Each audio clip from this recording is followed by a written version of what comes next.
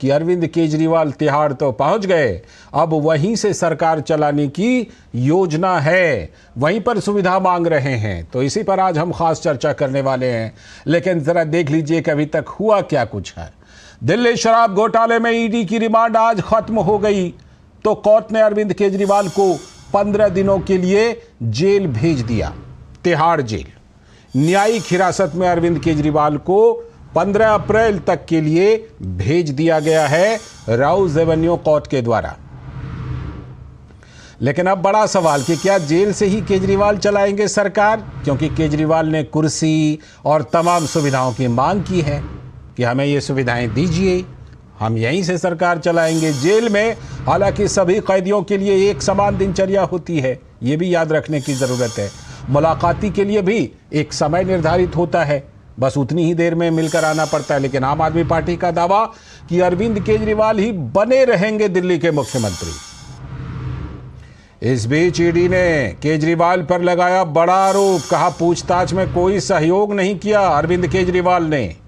शराब घोटाले से संबंधित पूछताछ में मोबाइल का पासवर्ड देने से भी केजरीवाल ने इनकार कर दिया और अपनी जिम्मेदारी से पल्ला झाड़ लिया।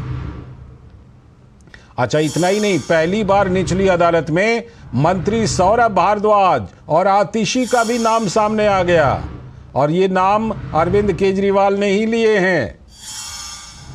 उन्होंने दावा किया कि विजय नायर उनको रिपोर्ट नहीं करते थे, वो तो आतिशी और सौरभ को रिपोर्ट करते थे। इस बीच ईडी ने दावा किया कि पूछताछ में केजरीवाल गुमराह करते रहे, डिजिटल उपकरणों का पासवर्ड नहीं दिया, यानी कोई सहयोग नहीं किया। हर सवाल का एक ही जवाब दिया, मुझे नहीं पता, ये केजरीवाल ने जवाब दिया। तो ईडी ने दावा किया कि उनका आचरण असहयोगात्मक रहा है। तो अरविंद केजरीवाल को ईडी ने 21 मार्च को गिरफ्तार किया था, आपको याद होगा, और आज तिहाड़ जेल भेज दिए गए, यानी कि न्यायिक हिरासत में चले गए 15 दिन के लिए। विपक्षी गठबंधन ने कल दिल्ली में केजरीवाल के समर्थन में रामलीला मैदान में एक बड़ी रैली की थी, लेकिन यहां पर भी पेंच है।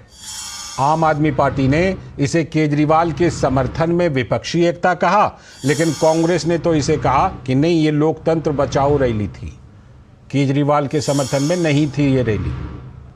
तो मुख्यमंत्री अरविंद केजरीवाल को, जैसा हमने बताया, कि 15 अप्रैल तक न्यायिक हिरासत में भेज दिया गया। तो आम आदमी पार्टी की नेता प्रियंका कक्कड़ ने कहा कि साफ है कि कैसे भाजपा पीएमएलए कानून और अपनी एजेंसियों का दुरुपयोग कर रही है। देखिए, आपको साफ देखने को मिल रहा है कि कैसे पीएमएलए कानून का हमारे देश में दुरुपयोग कर रही है भाजपा, कैसे अपनी एजेंसीज का दुरुपयोग कर रही है भाजपा। तो 2 साल से हमारे खिलाफ एक 54 की रिकवरी नहीं कर पाई इन्फोर्समेंट डायरेक्टोरेट, इतने उन्होंने छापे मार लिए। जब तक ईडी नहीं कहेगी कि केस बंद हो जाए या बेल में आपत्ति नहीं है, तब तक यही सिलसिला चला जाएगा। तभी कहा जाता है प्रोसेस इज द पनिशमेंट। तो भाजपा के सांसद सुधांशु त्रिवेदी ने इस विषय में कहा कि कल ही भ्रष्टाचार के गंभीर आरोपों में घिरे दिल्ली के सीएम अरविंद केजरीवाल के समर्थन में तमाम राजनीतिक दलों ने उनका समर्थन किया था, और आज कोर्ट का निर्णय तो तथ्यों के आधार पर है। तथ्यात्मक आधार पर दिल्ली के मुख्यमंत्री श्री अरविंद केजरीवाल जी को 15 दिन की न्यायिक हिरासत में भेजा गया है। अभी तक उन्होंने जुडिशियल कस्टडी के बाद भी कोई उत्तर नहीं दिया है। इससे यह बहुत साफ हो जाता है कि सारा विपक्ष जिस आरोपी को बचाने के लिए प्रयास कर रहा था, न्यायालय की दृष्टि में वो गंभीर आरोप हैं। तो ये तमाम चीजें हो रही है। देखिए, 2 चीजें एक साथ चल रही हैं। एक तरफ अदालत में कानूनी प्रक्रिया चल रही है, और दूसरी तरफ चुनाव का समय है। राजनीति तो वैसे भी होती है, लेकिन अभी चुनाव का समय है, तो इस मामले पर राजनीति भी दोनों तरफ से चरम पर है। इसी पर आज की खास चर्चा। जुड़ रहे हमारे साथ हमारे सलाहकार संपादक विनोद मिश्र जी, साथ में अनुजा कपूर जी, भारतीय जनता पार्टी की प्रवक्ता। बहुत बहुत स्वागत अनुजा जी। विकास सारथी हमारे संवाददाता भी हमारे साथ जुड़ चुके हैं और साथ में जुड़ रहे हैं संजीव कौशिक जी, राजनीतिक विश्लेषक। लेकिन मैं बता दूं कि आम आदमी पार्टी के पक्ष में मजबूती से बात रखते हैं, आज भी रखेंगे। बहुत बहुत स्वागत संजीव जी आपका भी और अनुजा जी आपका भी। आप दोनों के पास आऊं उससे पहले जरा एक अपडेट विकास सारथी से पहले लेता हूं। विकास, जिस तरह से ये 15 दिनों तक न्यायिक हिरासत में अरविंद केजरीवाल को भेजा गया, ये तो देखिए उम्मीद के मुताबिक ही था, संभावना के मुताबिक ही था, इसे मान के चलिए। लेकिन ईडी ने कुछ बड़ी बातें कही हैं। ईडी ने साफ तौर पर कहा कि इन्होंने पूछताछ में असहयोग बरता, हर बात का जवाब दिया मुझे नहीं पता। दूसरी तरफ ये कहा कि भाई पासवर्ड नहीं बताया, और तीसरी बात ये कि जाते जाते ये भी कह गए कि मुझे तो कोई रिपोर्ट नहीं करते थे, लेकिन सौरभ और आतिशी को रिपोर्ट करते थे।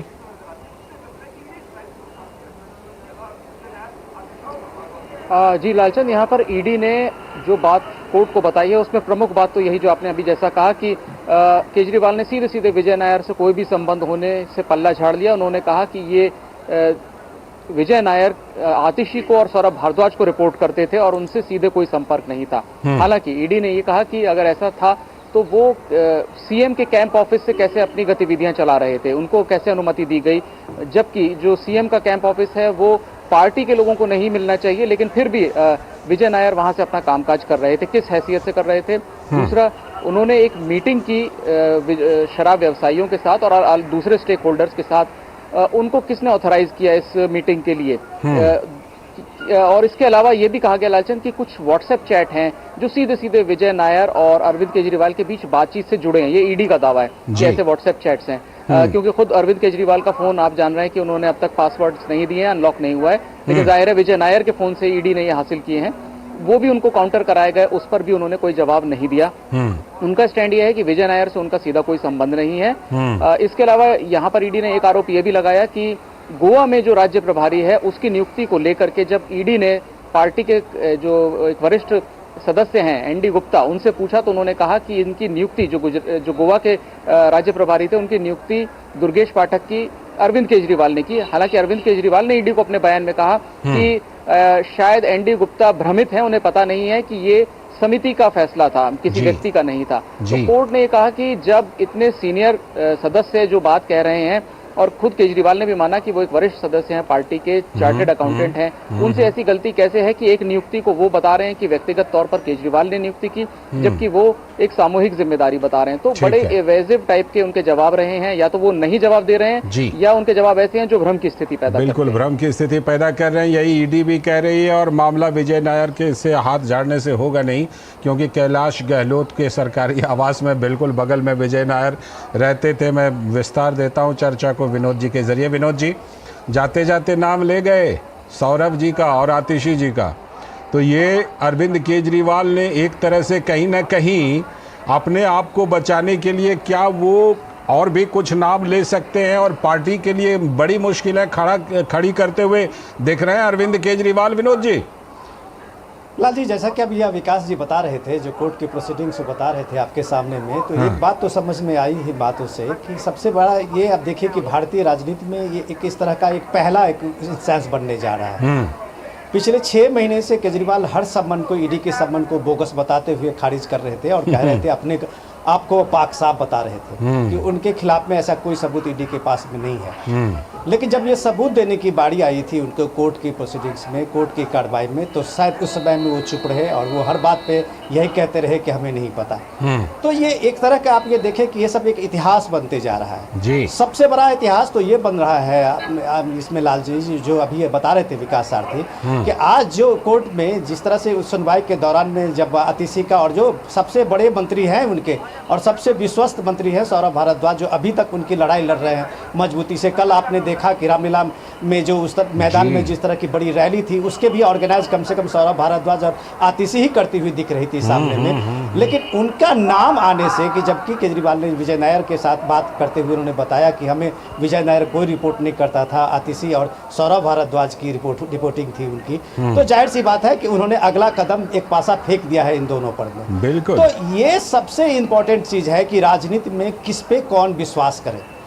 और अगर ये दोनों कद्दावर मंत्री का नाम जिस तरह से सामने में आया है और उसके बाद आपने देखा कि सौरभ भारद्वाज का जो रिएक्शन था और जो आज अतिशी के पीछे कई पत्रकारों ने सवाल पूछते हुए वो आगे बढ़ती निकलती गई थी, तो ये उनके विश्वास पे, एक कैबिनेट के विश्वास पे वो किस तरह से केजरीवाल ने ये सबसे एक सवाल खड़ा किया है, ये एक समझने की बात है। बिल्कुल। उससे भी इम्पोर्टेंट ये है कि जैसे कि अभी आप ये देखिए कि आप 21-22 तारीख से ये कार्रवाई शुरू हुई थी ईडी की और इसके बाद से आज उनको न्यायिक हिरासत में भी भेज दिया गया है जी। लेकिन ये जिद कि अगर ये केजरीवाल इस्तीफा नहीं देंगे, आम आदमी पार्टी की तरफ से अभी भी प्रेस कॉन्फ्रेंस करके कहा गया है कि हमें वो केजरीवाल जेल से सरकार चलाएंगे, तो ये कह सकते हैं कि ये अपने आप में सारे उदाहरण ही बन रहे हैं। बिल्कुल। और उदाहरण इसलिए कि जब आप भारत के जेल में, कोई भी जेल का एक मैनुअल होता है, वो किसी सीएम को और किसी एक आम आदमी में फर्क नहीं करता है।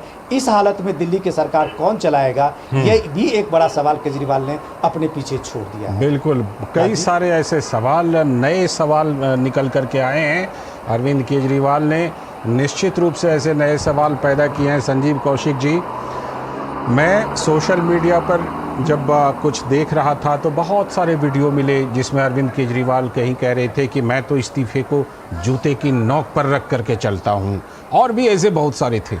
तो कुछ पोस्ट ऐसा भी देखा, हो सकता है वो भारतीय जनता पार्टी के समर्थक पोस्ट ही होंगे, कह रहे थे कितने बदल गए विचार, अब की बार 400 पार। इस तरह की चीज़ें सोशल मीडिया पर भरी पड़ी हैं। संजीव कौशिक जी, ये क्या नई चीज़ें हो रही हैं, बताइए कि कम से कम लालू यादव और हेमंत सोरेन भी अगर गए तो इस्तीफा दे कर गए, अरविंद केजरीवाल जी तो लगता है सारे रिकॉर्ड तोड़ करके ही मानेंगे। लाल जी, लोकतंत्र चलता है लोकलाज से, और सत्ता के शीर्ष पर बैठे हुए लोग यदि लोक लज्जा त्याग दे तो ऐसे ही होता है। हम ऐसा इसलिए कह रहे हैं कि जो लोग आरोप लगा रहे हैं, जो लोग भ्रष्टाचारियों से लड़ने की बात कर रहे हैं, केंद्र में जो लोग बैठे हुए हैं, उनके भ्रष्टाचारियों के लड़ने का उदाहरण तो देखिए। 8 ही महीने तो हुए थे वहां प्रफुल्ल पटेल को एनडीए ज्वाइन करते हुए। उससे पहले भ्रष्टाचारी नंबर 1 में वो भी आते थे, उनके ऊपर भी ईडी दौड़ती थी, उनके ऊपर भी सीबीआई दौड़ती थी। बीते 19 मार्च को राव जवेनी कोर्ट में रिपोर्ट दाखिला कर दिया गया कि क्लोजर रिपोर्ट है ये, आगे रिपोर्ट की कार्रवाई के लिए दाखिल कर दी गई। ऐसे भ्रष्टाचारियों से लड़ेंगे क्या? अरे सबको जब भारतीय जनता पार्टी में और एनडीए में ही मिला लेना है और उसी के हिस्से में रख करके राजनीति करनी है तो खत्म कर दीजिए कहानी, सबको जेल में डाल दीजिए, विपक्षी पार्टी के खाते सीज कर दीजिए, मुख्यमंत्रियों को जेल में डाल दीजिए, अकेले एक छत्र राज कीजिए। एक फिल्म हमने देखा था, बुढ़ा होगा तेरा बाप, लास्ट में सबको वो मार देता है और एक आदमी बचता है, उसमें उसको बैठा देता है कुर्सी पर, बोलता है कि राज कर तू। वो कहता है सबको तो मार दिया, राज किस पे करे? तो कैसे लड़ेंगे आप? लड़ेंगे चुनाव, और किस तरह से लड़ेंगे? ये चुनाव लड़ने की रणनीति है क्या? हिंदुस्तान की जनता ये बात नहीं समझ रही है कि विपक्षी पार्टियों को प्रताड़ित कर रहे हैं आप। वैसे 4 लोगों की गवाही पर यदि चुने हुए सिटिंग मुख्यमंत्री को आप जेल में डाल दे रहे हैं तो हमारी क्या विचार? संजीव जी, मैं इसमें एक बात कहूंगा कि देखिए, अदालत जिस तरह से कि राव एवेन्यू कोर्ट हो, दिल्ली हाई कोर्ट हो, तमाम अदालत जो है इस पर विचार कर रही है। और अगर केजरीवाल से थोड़ा सा, अरविंद केजरीवाल जी से आगे बढ़ करके देखें तो मनीष सिसोदिया और सत्येंद्र जैन वगैरह के मामले पर, संजय सिंह के मामले पर तो सुप्रीम कोर्ट तक विचार कर चुकी है। इसे इस तरह से कह के खारिज किया जा सकता है क्या कि हमारे ऊपर चार्ज लगा दिया और हमें गिरफ्तार कर लिया? अदालत इसमें क्यों शामिल होगी भाई? अभी तक का पैटर्न क्या दिखाई दे रहा है? अरविंद केजरीवाल ने क्या कहा? हाँ। हम तो सीधा सवाल पूछ रहे हैं कि आखिर 9 समन को कट गया था, मेरे सवाल जो है 9 समन को आखिर स्किप करने की इजाजत कैसे मिल गई? क्यों किया गया? पहली ही बार में क्यों नहीं गिरफ्तार कर लिया? दूसरी, तीसरी, चौथी बार में क्यों नहीं कर लिया गया? जाहिर सी बात है कि ये पहली बार अगर गिरफ्तार कर लेते तो ज्यादा अच्छा होता। आप कह रहे हैं 10वें समन पर गिरफ्तार करके 9वीं बार के बाद में सवाल पैदा हुआ, वो पहली बार के बाद में सवाल पैदा होता। हम तो ये कह रहे हैं कि आखिर क्या हमारे पास यदि समन है, ईडी के समन को हम 9 बार में हम उसको ऐसा टहला सकते हैं क्या? नहीं कर सकते ना। तो ये जानबूझ करके किसी पार्टी के छवि को खराब करने की जो एक सुनियोजित साजिश है, वो साफ दिखाई दे रहा है, केवल लोगों को दिखाना बाकी। ठीक है, मैं लौटता हूं आपके पास और अनुजा जी का जवाब ले लेता हूं। अनुजा जी, उन्होंने कहा, जो कि प्रायः सब लोग हर बार ये जरूर उठा देते हैं कि भाई हमारे ऊपर तो कार्रवाई करते हैं, जो आपसे हाथ मिला लेते हैं उनके ऊपर कार्रवाई नहीं होती। जय श्री राम लालचंद जी। जय श्री राम, स्वागत है आप सभी को जी, धन्यवाद।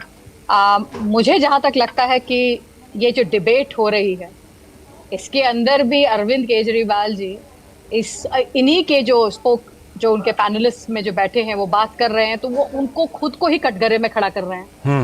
अब आप बात कर रहे हैं कि ईडी, अरे ईडी का गिरफ्तारी करना उसके हक में नहीं है, ऐसे वो समन दे सकता है। आपका काम है समन पर जाना, आपने नहीं किया वो, आपने समन को 9 बार अवेस किया। ये आपका काम, आपने जिस तरीके से अपने लीगल परसुएसिव को आपने मजाक बनाया, जूते की नोक पे रखा, ये इस बात का अंदेशा है कि आपने अपना गड्ढा खुद खोदा। उसकी वजह से ईडी को कोर्ट में जाना पड़ा। आप चीफ मिनिस्टर रह रहे हैं, अब चीफ मिनिस्टर आपने हेमंत सोरेन से आपने अपनी ज्ञान शिक्षा ली है, क्योंकि आपके गुरु बड़े जल्दी जल्दी चेंज होते हैं। तो गुरु अब आपके उस वक्त हेमंत सोरेन बने, अब आपके लालू प्रसाद बने हुए, पहले अन्ना हजारी थे। तो ये आपको देखना है कि आपके जो गुरु है वो आपको जेल तक लेकर जा चुके हैं। ये आपको समझना चाहिए था कि जो एक आम और एक ऐसा इंसान जिसने करप्शन के ऊपर बात करी हो, जो लॉ को जानता हो, जो इस तरह की बातों को समझता हो, क्या उसका अनुजा जी उस सवाल का भी जवाब जरूर दीजिए, उस सवाल का भी जवाब जरूर दीजिए जो उन्होंने उठाया कि जो आपसे हाथ मिला लेते हैं उनके खिलाफ जांच बंद हो जाती है। देखिए ऐसा है, जांच बंद करना, जांच को चालू रखना, पहली बात तो ये हमारे हाथ में नहीं है। बार बार कहूंगी कि मैं भी बीजेपी की पार्टी हूं, एनजीओ पार्टी। एनजीओ की पार्टी सीबीआई और ईडी नहीं इकट्ठा करते। मेरे जो प्रेसिडेंट है वो आज भी जेपी नड्डा जी हैं, मुझे नहीं मालूम ये किन की बात कर रहे हैं। और दूसरी बात, भाजपा पार्टी में इतनी क्षमता नहीं है कि वो सीबीआई ईडीआई को भेज देगी। तीसरी बात, मुझे ये समझ में नहीं आ रहा कि जो कोर्ट है वो बीजेपी के साथ कैसे मिल गई। मैंने तो ये सवाल पूछा ना, मैं भी यही सवाल पूछ रही हूँ। आप जुडिशियल कस्टडी के अंदर है, तो ये आप बताइए इसमें बीजेपी कैसे इसको खड़ा उतरी, इसके अंदर खड़ी है। हाँ, अब ये जरूर है, एक बात है लालचंद जी, जो बहुत हैरानी वाली बात है कि आतिशी और सौरभ भारद्वाज के बारे में जो कैबिनेट, जो उनके मंत्री रहे हैं, उनके बारे में उस वक्त बताया जा रहा है जो वहां पे खुद प्रेजेंट हैं। आप ये देखिए कि उनके दिल को कितना धक्का लग रहा होगा। और इससे पहले भी जो सीएम की कुर्सी के लिए एक रास्ता ढूंढ रहे थे, एक तरीके से उन्होंने उनको धमका दिया। इससे पहले भी बोला था, सीधा सुनीता जी को खड़ा करने की कोशिश कर रहे हैं। हमारे लिए कोई भी खड़ा हो। इससे पहले भी बोला था कि मनीष सिसोदिया के जो उस समय थे सेक्रेटरी थे सी अरविंद, बोला फाइल लेकर आते थे, पता नहीं क्या खुसुर फुसुर करते थे, हमें नहीं पता। यानी वहां पर भी केजरीवाल जी ने अपना हाथ झाड़ने की कोशिश की थी।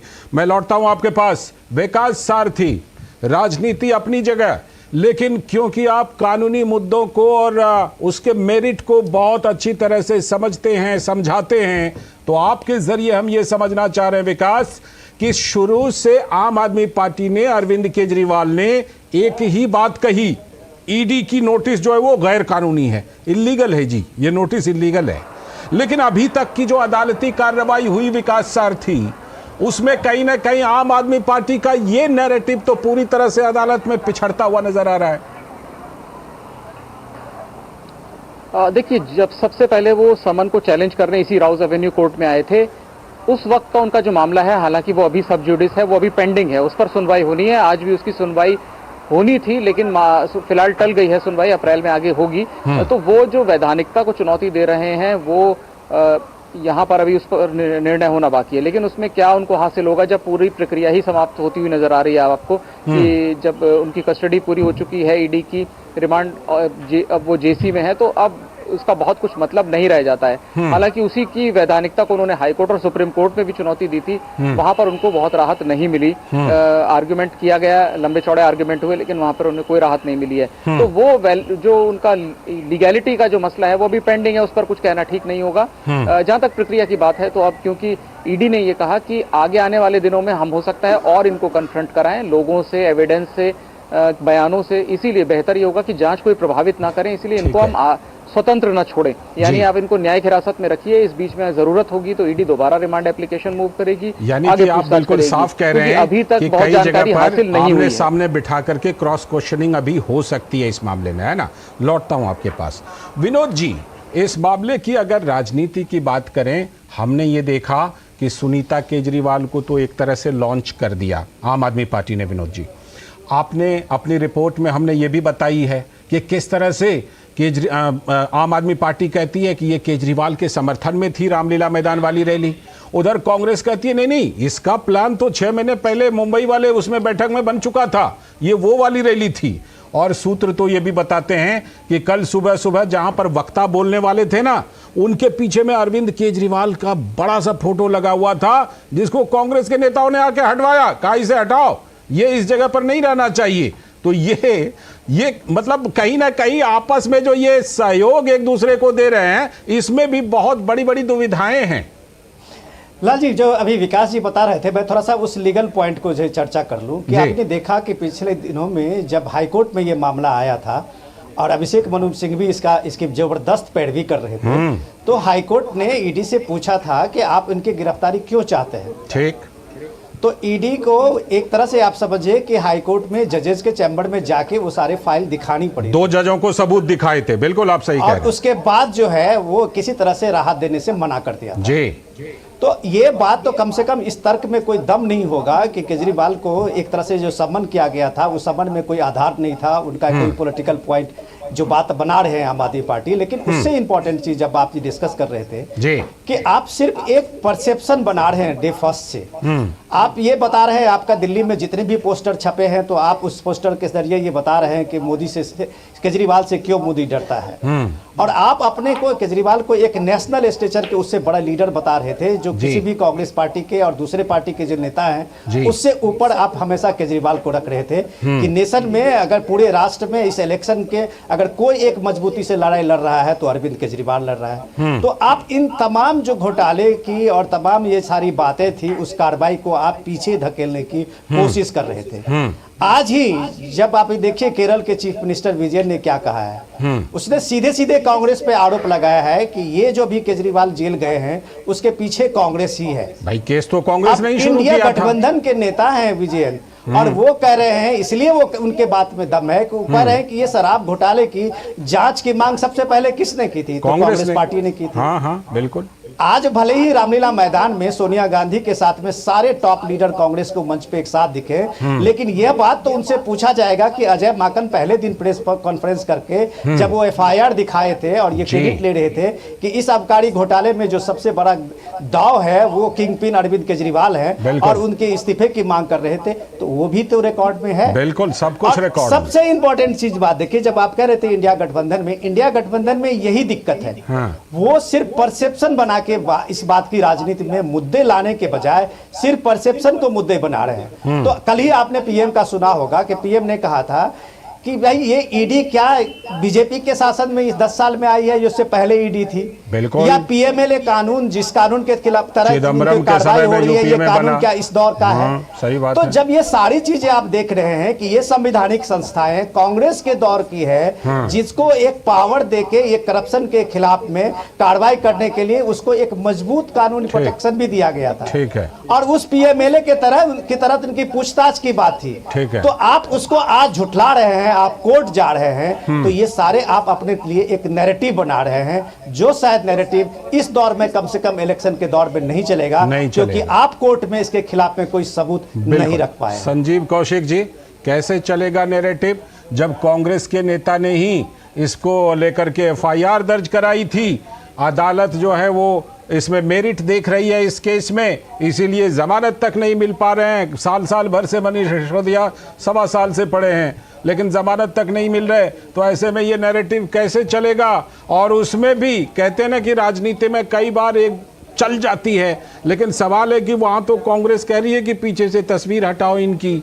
ये ऐसे में नैरेटिव कैसे चलेगा आम आदमी पार्टी का? संजीव कौशिक जी, देखिए राजीव, महत्वपूर्ण बात यह है कि ये चर्चा हो रही है कि आज क्यों और अभी क्यों और कौन किसके भरोसे और कौन, ये सारी पार्टियां एक दूसरे से पहले लड़ती थी। सारे लोग कई बार ये बात कहते हैं। हाँ। कल भी ये सवाल पूछे गए कई जगहों पे।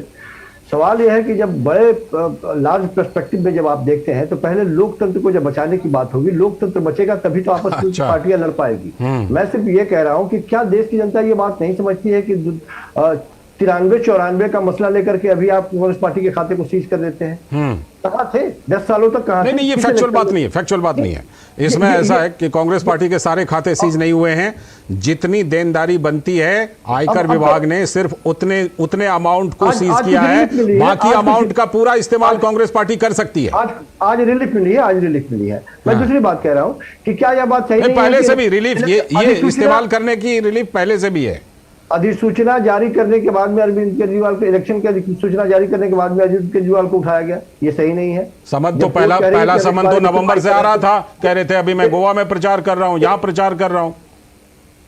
ये बात सही नहीं है कि जिस तरह से हेमंत सोरेन को उठाया गया, किस तरह से एक प्रयास करके, एक प्रभाव डाल करके उनको उठाया गया। मैं सिर्फ ये कह रहा हूं हमें कोई आपत्ति नहीं है, हम किसी भी भ्रष्टाचारी के पक्ष में नहीं है और उसे बचाने की कोशिश भी नहीं करते। ये अच्छी बात है। लेकिन यदि सरकार भ्रष्टाचारियों से लड़ रही है तो उसे उन सारे मुद्दों पर भी जवाब देना पड़ेगा जिसे वो भ्रष्टाचारी कहती है, और जो उनके खेमे में चले जाते हैं वो पाक साफ हो जाते हैं। अब फिर मैं दोबारा एक बार नहीं 10 बार ये नाम गिनाए जा चुके हैं, सारे लोगों की जुबान पे है, मुझे कुछ दोबारा कहने की जरूरत नहीं है। तो वो लोग, जो लोग बाहर से भारतीय जनता पार्टी उनके पीछे एकदम अभियान लगा के पोस्टर छपवा के उनके पीछे पड़ी थी कि ये भ्रष्टाचारी है, कैसे वो ये सवाल जब आपने उठाया तो विशेष रूप से मैंने अनुजा जी से पूछा, अनुजा जी ने जवाब भी दिया। मैं एक बार फिर से यही सवाल दोहरा देता हूं अनुजा जी को। अनुजा जी, ये सवाल एक बार फिर से उठा है, आप एक बार फिर से अपनी जवाब को जरूर रखें और थोड़ा व्यापक तौर पर रखें तो और अच्छी बात होगी। जी, मैं कहूंगी कि आप मनु सिंघवी जी से बोलिए। जिन को आपने कहा है कि हम वॉशिंग मशीन में लेकर आ गए और उनके खिलाफ अगर चीजें बंद हो गई हैं, आप प्लीज चालू करवा दीजिए। हम आपके साथ खड़े हैं। कई बार उदाहरण दे चुका हूं। मैं हम और क्या कह सकते हैं? मैं इनको मैंने भी कई बार उदाहरण दिया है कि यूपीए सरकार के दौरान सुब्रमण्यम स्वामी कोर्ट की लड़ाई लड़ते थे ना, नेशनल हेराल्ड केस हो, तमाम केस हो, सुब्रमण्यम स्वामी लड़ते थे। लड़वाइए, आप लड़वाइए, सिंघवी जी से खुलवाइए, आप ओपन अप। संजीव कौशिक जी, अदालत का दरवाजा तो खुला हुआ है ना, वो तो किसी के लिए बंद नहीं हुआ है। ये कौन सा तर्क है कि हम भी अदालत में उन तमाम केस को लेकर दौड़ते रहे जिनको वो खारिज कर रहे हैं? अच्छा, तो क्यों नहीं कर सकते? आप अगर अदालत से नहीं जाएंगे तो खाली ऐसे उठाने से थोड़े ना होगा। भ्रष्टाचारी मैं पूछ रहा हूँ अनुजा से ही हम सवाल सीधा अनुजा से पूछ लीजिए। हाँ, जिन्हें अनुजा आप भ्रष्टाचारी कहते हैं, जिस देश के प्रधानमंत्री उंगली उठा के कहते हैं कि 70,000 करोड़ भ्रष्टाचारी, आपको अच्छा लगता है कि 3 दिन के बाद में भारतीय जनता पार्टी की सरकार में वो उप मुख्यमंत्री बनता है, तो क्या जवाब देती है आप उस समय? क्या आपके ऊपर सुनेंगे आप जवाब? पक्का नहीं, अब आप सुनेंगे, अब सुन लीजिए जवाब, सुन लीजिए। अनुजा जी जवाब दे रही हैं जवाब। अब सुन लीजिए। आपको अच्छा लगता है कैग की रिपोर्ट ला कर आप जिनको थूक के चाटते थे उनको गोदी में जाके बैठ गए?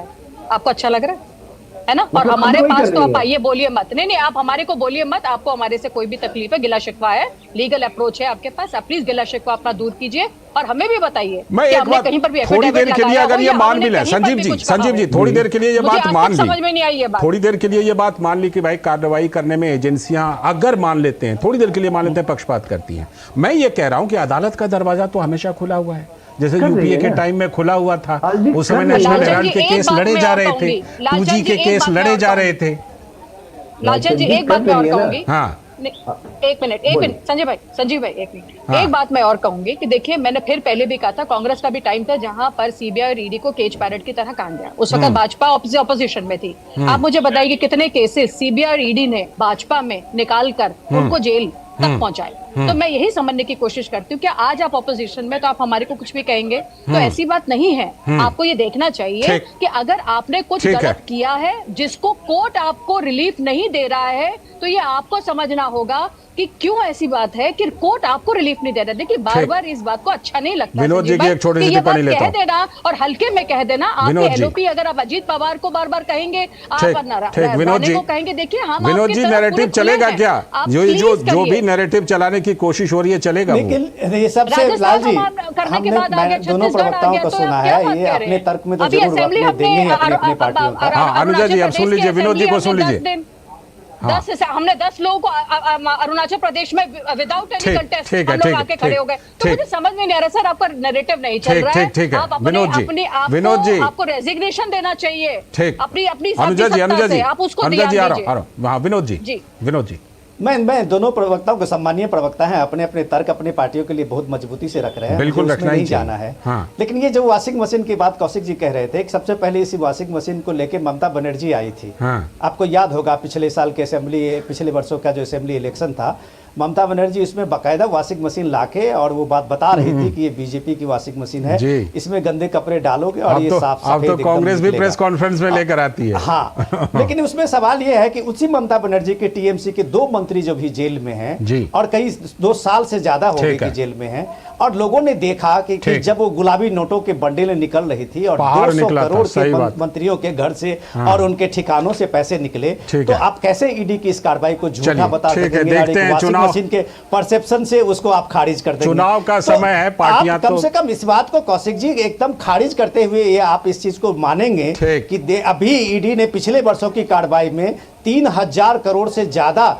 रकम बाहर की है, जो देश बिल्कुल, की संपत्ति है, बिल्कुल, गरीबों की बिल्कुल। लूटी हुई संपत्ति है। ठीक। अगर उसके बदले में अगर ये नैरेटिव बनेंगे जी। तो शायद ये काम नहीं चलेगा और देश बिल्कुल, कभी नहीं यही मानेगा। देखना है कि ये जो नैरेटिव है, चुनाव का समय, देखिए सब अपनी अपनी बातें रखेंगे, लेकिन जनता जिस पर भरोसा करेगी ना, वही अल्टीमेट होगा। बहुत बहुत शुक्रिया जुड़ने के लिए संजीव जी, अनुजा जी, विनोद जी आपका भी, और विकास आपका भी जुड़ने के लिए और अपडेट देने के लिए।